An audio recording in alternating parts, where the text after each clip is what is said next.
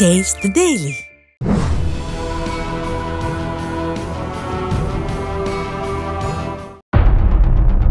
நிதி ஆயோக் வெளியிட்டுள்ள 2023-24 நிதியாண்டுக்கான நிலையான வளர்ச்சி இலக்குகள் குறியீட்டில் தமிழ்நாடு 13 இலக்குகளில் முன்னிலை வகிக்கிறது.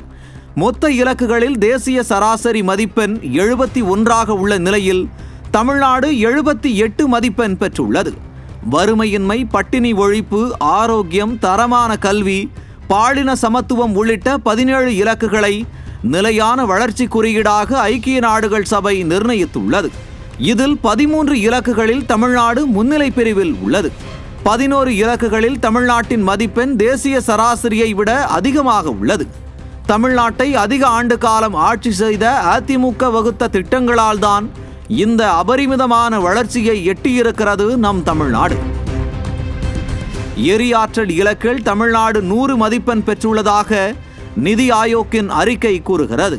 2011ஆம் ஆண்டு திமுக தமிழ்நாட்டை இருளில் மூழ்கடித்துவிட்டு சென்ற பிறகு ஆட்சிக்கு வந்த அதிமுக எடுத்த முயற்சிகள் மற்றும் செயல்படுத்திய மின்சார உற்பத்தி திட்டங்களால் தான் இத்தகைய நிலையை தமிழ்நாடு அடைந்துள்ளது.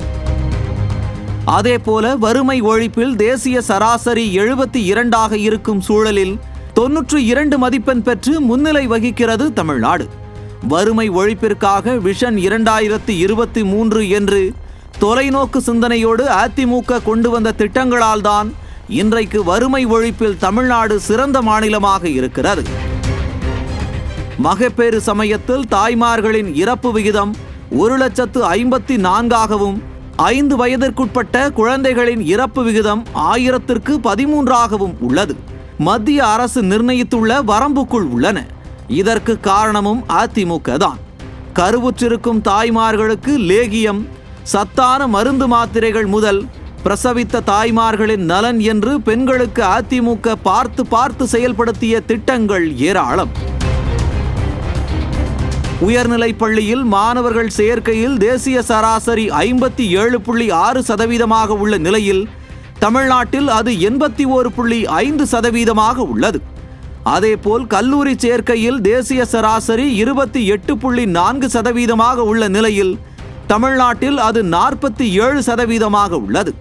இதற்கும் அதிமுகவின் விலையில்லா லேப்டாப் வழங்கும் திட்டம், சைக்கிள் வழங்கும் திட்டம், சத்துணவு திட்டம் என்று ஏராளமான அதிமுகவின் திட்டங்கள் தான் காரணம் என்பது அனைவரும் அறிந்த நிதர்சனம்.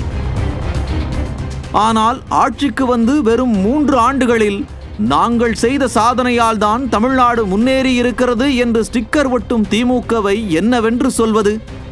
அடுத்தவர் பெற்ற குழந்தைக்கு தான் பெயரை வைத்துக் கொள்வது போல இருப்பதாக திமுகவின் இந்த ஸ்டிக்கர் அரசியலை அடிக்கடி கடிந்து கொண்டே இருக்கிறது அதிமுக.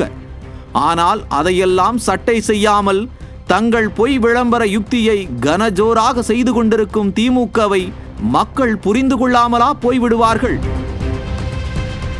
இப்படி அதிமுகவின் திட்டங்களால் தமிழ்நாடு மிளிர்ந்து கொண்டிருக்க இந்த பெருமைகளுக்கு ஸ்டிக்கர் ஒட்டி பார்க்கும் திமுகவின் பொய் பிரச்சாரங்களை தமிழ்நாட்டு மக்கள் ஒருபோதும் நம்ப மாட்டார்கள்.